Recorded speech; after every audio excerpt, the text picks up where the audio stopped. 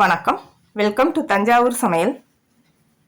சிறுதானிய பொங்கல் எப்படி செய்கிறதுன்னு பார்க்கலாம் வாங்க. அதை செய்கிறதுக்கு சிறுதானியத்தில் கம்பு எடுத்திருக்கேன். 1/2 கப் கம்பு, 2 டேபிள் ஸ்பூன் பாசிப்பருப்பு சேர்த்து இதை தண்ணி ஊற்றி நல்லா ஊற வச்சுக்கலாம். 1/2 மணி நேரம் ஊற வச்சிங்கன்னா தான் இது வேகும்போது அடி பிடிக்காமல் கொஞ்சம் சீக்கிரம் வேகும், இல்லைன்னா ரொம்ப நேரம் ஆகும். இதை 1/2 மணி நேரம் ஊற வச்சுக்கலாம். இப்போ 1/2 மணி நேரத்துக்கு அப்புறம் எடுத்திருக்கேன். இதை நல்லா கழுவிட்டு, ஊற வச்சு கழுவுனா தான் கொஞ்சம் சுத்தமாகும். ஊறினதுக்கு அப்புறம் கழுவிக்கலாம். நல்லா கழுவிட்டு 1 கப்புக்கு 4 கப் தண்ணி சேர்த்து இதுக்கு தேவையான அளவு உப்பு சேர்த்து இதை வேக வச்சுக்கலாம். குக்கரை மூடி 5 விசில் வர வரைக்கும் வேக வச்சு எடுத்துக்கலாம். இது வேகட்டும்.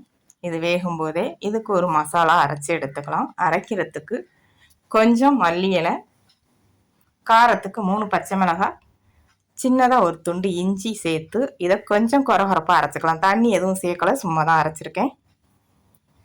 அதுக்கப்புறம் 1 டேபிள் ஸ்பூன் நெய் சேர்த்து நெய் நல்லா உருகுனதுக்கப்புறம் தேவையான அளவு முந்திரி பருப்பு சேர்த்து எண்ணெயில் வறுத்து எடுத்துக்கலாம்.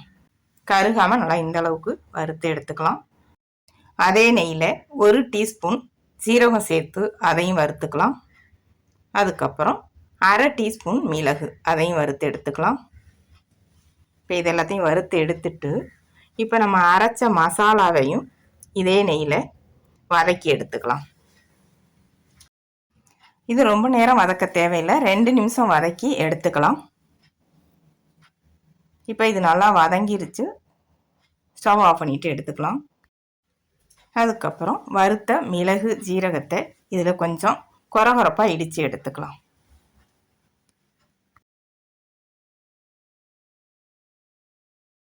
இப்போ சாதம் கொஞ்சம் ஸ்டீம் போகிறதுக்கு முன்னாடியே நான் ஓப்பன் பண்ணிட்டேன், அதனால் கொஞ்சம் தண்ணியாக இருக்குது.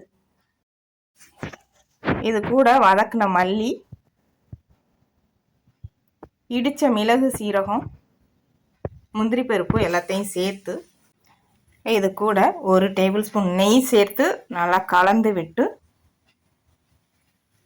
உப்பு சரியாக இருக்கான்னு செக் பண்ணிவிட்டு இப்போ இதை நல்லா கலந்து விட்டுட்டே இருந்தோம்னா தண்ணி குறைஞ்சி நல்லா இந்த அளவுக்கு வந்துடும். வந்ததுக்கப்புறம் இந்த அளவு இருக்கும்போதே ஸ்டவ் ஆஃப் பண்ணிவிட்டு எடுத்துடலாம். ஆறுனதுக்கப்புறம் இன்னும் கொஞ்சம் கெட்டியாகும்.